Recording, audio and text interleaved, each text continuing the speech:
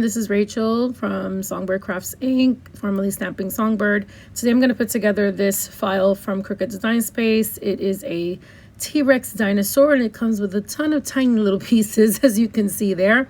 The dinosaur himself measures about 6 inches, maybe a little bit more in height.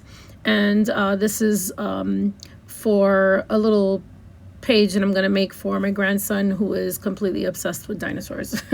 So he often says that he's a T-Rex, so I am making a T-Rex, and I start off by taking the biggest pieces and putting them on the black shadow. And I got a big oopsie there with a big blob of ink, but waste not, want not. I'm not going to waste that glue. I'm just going to smear it on with my finger. And once I have my glue bottle working well, then I will just proceed to put glue all over the back of that piece.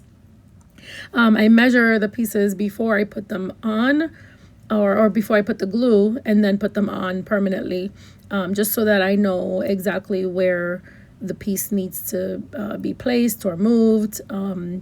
These pieces are very, very close to the edge. They don't completely cover the black part. There is a tiny, tiny shadow outline around it, so I had to be pretty precise. I take my little pokey tool layer so that I can just go through those little slits that are in some of the parts of this paper piece where the glue will seep out.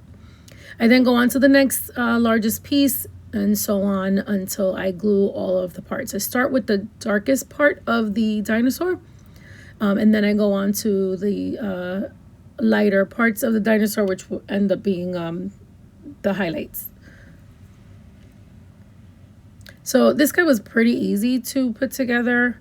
There were some really teeny tiny pieces like the teeth and the claws. Those still, they weren't so bad. But this is also another reason why I like to make my paper pieces larger than the usual size that most people make them, because of tiny pieces like this. And I am that crafter where I will cut something 2 and 3 times just to have extra pieces, because somehow they grow feet and walk away. They walk off my table and I can never find the pieces again. So in order to be ready for that, I just cut out extra pieces. So I am almost done with the basic parts of his body. Then next would be the claws, the teeth, the tongue, and the eyes. I move on to the eyes, and I use that jewel picker to pick up the tiny pieces, and then the other side has kind of like a little pokey part to it. I don't know the technical names, but I use that just to move the pieces around until I get them in the right position before the glue dries. And I know I'm talking a mile a minute, but this video is under 5 minutes, so I need to get all the info in. I did a lot of editing here, so you wouldn't have to sit through a lot of the gluing.